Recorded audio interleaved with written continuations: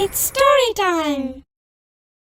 ஒரு முனிவரோட சாபத்தால குள்ளனா மாறி போன ஒரு வீரன் அந்த சாபத்திலேருந்து எப்படி விடுபட்டான்னு இந்த கதையில பார்க்கலாம். இது வரைக்கும் நம்ம சேனலுக்கு சப்ஸ்கிரைப் பண்ணலைன்னா உடனே சப்ஸ்கிரைப் பண்ணி பக்கத்துல இருக்கிற பெல் பட்டனை கிளிக் பண்ணுங்க. ஸ்டோரி டைம் தமிழ் சேனலுக்காக உங்களுடன் ரவிசங்கர் பாலச்சந்திரன். கதையை கேட்கலாம் வாங்க. கபிலங்கோட்டைன்னு ஒரு பெரிய நாடு இருந்துச்சு.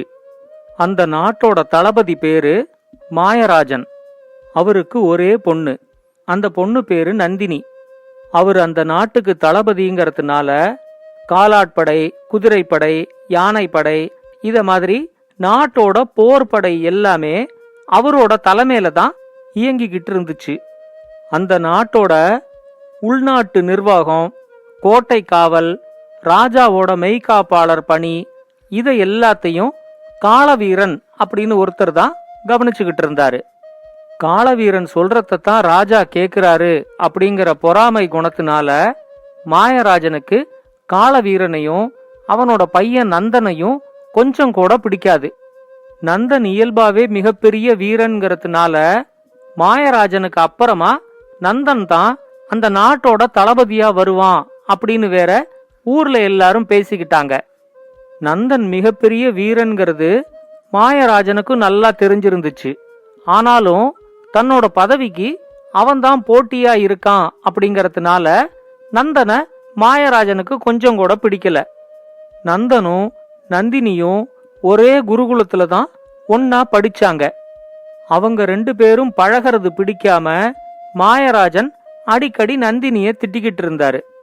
ஒரு நாள் நந்தனும் நந்தினியும் ஆளுக்கு ஒரு குதிரையை எடுத்துக்கிட்டு காட்டுல வேட்டையாடுறதுக்காக போனாங்க. அப்ப எதிர்பாராத விதமா நந்தினியோட குதிரை மிரண்டு ஓடி போய் அங்க தவம் செஞ்சுகிட்டு இருந்த ஒரு முனிவரை காலால உதைச்சு கீழே தள்ளி விட்டுருச்சு. தவம் கலைஞ்ச கோபத்துல அந்த முனிவர் கண்ணை திறந்து நந்தினிய பார்த்தாரு. அப்ப திடீர்னு நந்தன் முனிவரை வணங்கி, எதிர்பாராத ஒரு விபத்துனாலதான் உங்க தவம் கலைஞ்சு போச்சு, நீங்க ஏதாவது சாபம் கொடுக்கறதா இருந்தா கூட அந்த சாபத்தை எனக்கு கொடுங்க, நான் வாங்கிக்கிறேன் அப்படின்னு சொன்னான். முனிவர் உடனே நந்தனுக்கு ஒரு சாபம் கொடுத்து அவனை ஒரு குள்ளனா மாத்தினாரு. நந்தன் ஒரு அடி ஒசரம் உள்ள ஒரு குள்ளனா மாறினதும் என்னாலதானே உனக்கு இப்படி ஆயிடுச்சு அப்படின்னு சொல்லி நந்தினி ரொம்ப கதறி அழுதாங்க. முனிவருக்கு இப்போ கோபம் குறைஞ்சு நந்தினி கிட்ட சொன்னாரு, எல்லாம் நல்லதுக்கு தான், ஒரு 2 வருஷத்துக்கு இவன் குள்ளனா இருப்பான், இந்த 2 வருஷம் மட்டும் இவனை ரொம்ப பத்திரமா நீ பாத்துக்கோ, அதுக்கப்புறம் இவனோட பழைய உருவம் இவனுக்கு திரும்ப வந்துரும், பழைய உருவம் எப்படி திரும்ப வருங்கிறது அது வரும்போது உங்களுக்கு புரியும், இப்ப இங்கேருந்து 2 பேரும் கிளம்புங்க அப்படின்னு சொன்னாரு. அந்த காட்டுல நந்தன் எங்கேயோ காணா போயிட்டான் அப்படிங்கறது தெரிஞ்சு காளவீரன் வீரர்களை வச்சு அந்த காடு முழுக்க நந்தனை தேடி பார்த்தான். நந்தன் காணா போனதுல ரொம்ப சந்தோஷப்பட்டவன் மாயராஜன் தான். இனிமே அவன் நந்தினியோட பழகிறதுக்கும் வாய்ப்பு இல்ல, அவனால தன்னோட பதவிக்கும் ஆபத்து இல்ல அப்படின்னு மாயராஜன் ரொம்ப சந்தோஷப்பட்டான். ஆனா நடந்த உண்மைய யாருகிட்டையும் சொல்லாம நந்தினி நந்தனை பத்திரமா அவளோட வீட்டுல வச்சு பாத்துக்கிட்டா. இப்படி 1 வருஷம் போனதுக்கு அப்புறம் அந்த காட்டுக்கு எங்கிருந்தோ ஒரு மலைப்பகுதியிலேந்து ஒரு பெரிய பூதம் வந்து சேர்ந்துச்சு. அந்த பூதம் காட்டு பகுதியில சுத்துறதோட மட்டும் இல்லாம அப்பப்போ கபிலங்கோட்டைக்கு உள்ளேயும் வந்து அங்க இருக்கிற பொதுமக்கள் எல்லாம் பிடிச்சு முழுங்க ஆரம்பிச்சிச்சு.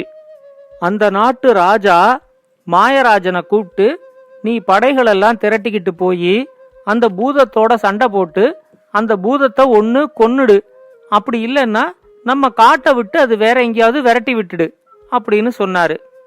மாயராஜனும் நிறைய வீரர்களை கூட்டிக்கிட்டு காட்டுக்குள்ள போய் அந்த பூதத்தை தேடினான்.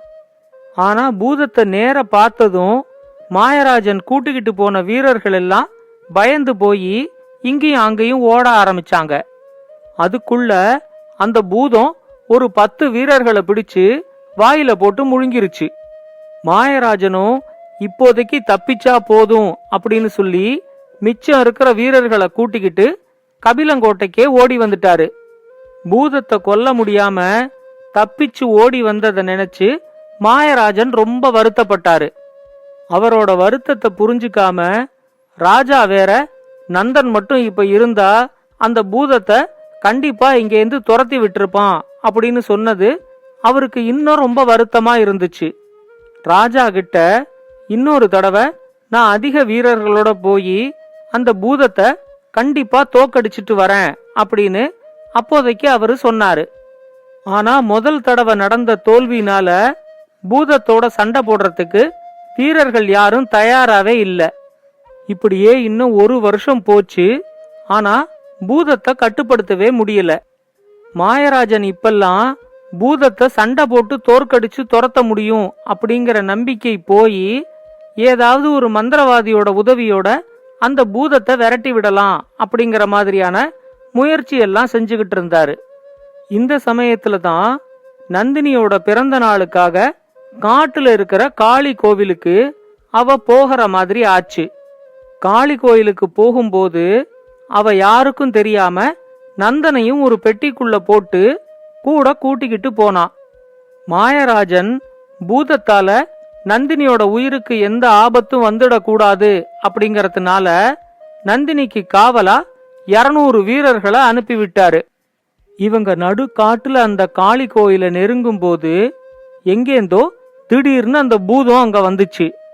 பூதத்தை பார்த்த உடனே மாயராஜனோட வீரர்கள் எல்லாரும் பயந்து போய் நந்தினிய அங்கேயே அம்போன்னு விட்டுட்டு ஆளுக்கு ஒரு பக்கமா செதறி ஓடிட்டாங்க.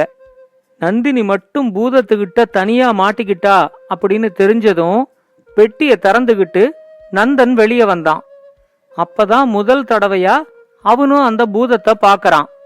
பூதத்தோட வாயில இந்த பக்கம் 2 பல்லு, அந்த பக்கம் 2 பல்லு இருக்கே தவிர நடுவுலெல்லாம் அந்த பூதத்துக்கு பல்லே இல்ல. அந்த பூதம் நந்தினி கிட்ட வரும்போது, இன்னும் 1 அடி முன்னாடி எடுத்து வச்சேன்னா உன் உயிர் உன் உடம்புல இருக்காது அப்படின்னு நந்தன் ரொம்ப பெரிய குரல்ல கத்தினான். நந்தன் ரொம்ப குள்ளமா இருந்ததுனால அந்த பூதத்தால நந்தனை பார்க்கவே முடியல. ஆனா எங்கேந்தோ குரல் வருதே அப்படின்னு அந்த பூதம் சுத்தி முத்தி தேடிச்சு. உடனே நந்தன் மறுபடியும் பயங்கர சத்தமா, ஏ டோரா பூதமே, நான் இங்க இருக்கேன், உன் கால் கீழே என்ன குனிஞ்சு பாரு அப்படின்னு கத்தினான். உடனே அந்த பூதம் பயங்கர கோபத்தோட, என் பேரு டோரா பூதம் இல்ல, என் பேரு மிலேச்சன், என்ன பாக்குற எல்லாருமே பயந்து ஓடுவாங்க, நீ என்ன கிண்டலா பண்ற அப்படின்னு சொல்லி நந்தனை கையில தூக்கிச்சு. உடனே நந்தன் கொஞ்சம் கூட பயப்படாம, நீ டோரா மாதிரி முடி வெட்டிக்கிட்டு இருக்கிறதுனால நான் உன்னை டோரா பூதம்னு கூப்பிட்டேன், உன்னை பார்த்து எல்லாரும் பயந்து ஓடுவாங்களா, எனக்கு உன்னை பார்த்தா ரொம்ப காமெடியா தான் இருக்கு, பயமெல்லாம் ஒன்னும் வரல அப்படின்னு தைரியமா சத்தம் போட்டான். அவன் சொன்னதை கேட்டதும் பூதத்துக்கு கோபம் ரொம்ப அதிகமாயி அப்படியே நந்தனை வாயில போட்டு முழுங்கிருச்சு. அந்த பூதத்தோட பல்லுல கடிபடாம ரொம்ப ஜாக்கிரதையா நந்தன் வழுக்கிக்கிட்டே போய் அந்த பூதத்தோட தொண்டைக்குள்ள இறங்கினான். தொண்டைக்குள்ள இறங்கி வயிற்றுக்குள்ள போகும்போதே அவன் 2 கையிலையும் 2 கத்தியை எடுத்துக்கிட்டு பூதத்தோட உணவு குழாயெல்லாம் கிழிச்சுக்கிட்டே போனான். பூதம் நந்தனை வாய்க்குள்ள போட்டு முழுங்கினதும் வெளியில நந்தினி பயங்கரமா கதறி அழ ஆரம்பிச்சா. ஆனா 1 நிமிஷத்துக்குள்ளேயே நந்தினிக்கு போட்டியா அந்த பூதமும் கழுத்தை பிடிச்சுக்கிட்டு, நெஞ்ச பிடிச்சுக்கிட்டு, வயத்தை பிடிச்சுக்கிட்டு கதறி அழ ஆரம்பிச்சிச்சு. ஐயோ, நீ பெரிய வீரன் தான், நான் ஒத்துக்கிறேன், நீ தயவு செஞ்சு என்னோட உணவு குழாயெல்லாம் கிழிச்சு விடாத அப்படின்னு சொல்லி பூதம் பெருசா கத்திச்சு. அந்த பூதத்தோட வயத்துக்குள்ளேந்து நந்தன் சொன்னா, நீ இந்த காட்டை விட்டு ஓடி போறதா வாக்குறுதி கொடுத்தா மட்டும்தான் நீ உயிரோட பொழைக்க முடியும் அப்படின்னு கத்தினான். உடனே பூதமும், நான் இந்த காட்டை விட்டு ஓடி போயிடுறேன், என்ன தயவு செஞ்சு உயிரோட விட்டுடு அப்படின்னு மறுபடியும் கத்திச்சு.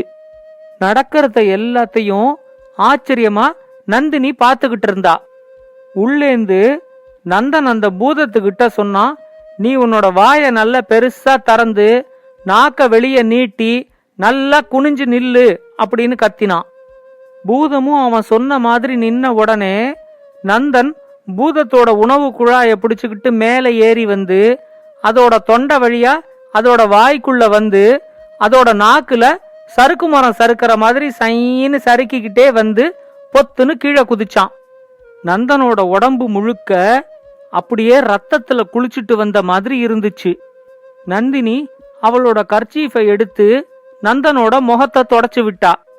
அந்த பூதம் நந்தனை பார்த்து கையெடுத்து கும்பிட்டு சொல்லிச்சு, என்னோட வயத்துக்குள்ள போயிட்டு யாராவது ஒருத்தர் திரும்ப உயிரோட வெளியே வந்துட்டா அதுக்கப்புறம் என்னோட மந்திர சக்தி எல்லாமே பலிக்காம போயிடும். நான் என்னோட மந்திர கோலை உங்ககிட்ட கொடுத்துட்டு போறேன். அதை ஒரே ஒரு முறை மட்டும் நீங்க பயன்படுத்திக்க முடியும். இனிமே இந்த காட்டு பக்கம் நான் வரவே மாட்டேன் அப்படின்னு சொல்லிட்டு ஒரு மந்திர கோலை நந்தினி கிட்ட கொடுத்துட்டு அந்த காட்டுலேருந்து பூதம் ஓடி போயிடுச்சு. நந்தினி உடனே அந்த மந்திர கோலை நந்தனோட தலையில வச்சு நந்தனுக்கு அவனோட பழைய உருவம் வரணும் அப்படின்னு சொன்னான். நந்தினி அப்படி சொன்ன உடனேயே நந்தனுக்கு அவனோட பழைய உருவம் வந்துருச்சு. கோவிலுக்கு போன மகளை ரொம்ப நேரமா காணுமேனு மாயராஜன் இன்னொரு 200 வீரர்களை கூட்டிக்கிட்டு காட்டுக்கு வந்தாரு. அவரை பார்த்த உடனே ஏற்கனவே தப்பிச்சு ஓடி வர்ற வீரர்கள் எல்லாம் உங்களோட மகள் நந்தினி பூதத்துக்கிட்ட மாட்டிக்கிட்டா அப்படின்னு சொன்னாங்க. மாயராஜனும் பெரிய வீரன் தான்.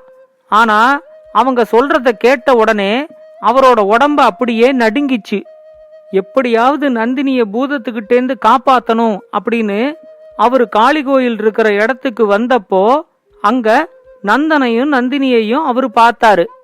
நடந்ததை எல்லாத்தையும் நந்தினி அவர்கிட்ட சொன்னதும் நந்தன் மேல அவருக்கு இருந்த பொறாமை குணமும் வெறுப்பு உணர்வும் அவரை விட்டு மறைஞ்சிருச்சு.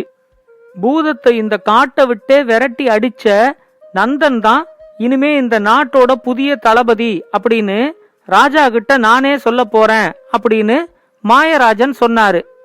அதுக்கப்புறம் ஒரு நல்ல நாள்ல நந்தனுக்கும் நந்தினிக்கும் திருமணம் நடந்துச்சு. நந்தனும் கபிலங்கோட்டைக்கு புதிய தளபதியா பதவி ஏத்துக்கிட்டு பெரிய வீரன்கிற புகழோட ரொம்ப நாள் இருந்தாரு. இந்த கதையை பத்தின உங்களோட கருத்துக்களை பின்னூட்டத்துல கமெண்ட்ஸா பதிவு பண்ணுங்க. இது மாதிரி இன்னும் பல நல்ல கதைகளை கேட்க ஸ்டோரி டைம் தமிழ் சேனலோட தொடர்புல இருங்க. நன்றி, வணக்கம். இந்த கதை உங்களுக்கு பிடிச்சிருந்தா லைக் பண்ணுங்க, கமெண்ட் பண்ணுங்க, ஷேர் பண்ணுங்க. மறக்காம ஸ்டோரி டைம் தமிழ் சேனலை சப்ஸ்கிரைப் பண்ணுங்க. அப்படியே பக்கத்துல இருக்க அந்த பெல் ஐகானை கிளிக் பண்ணுங்க.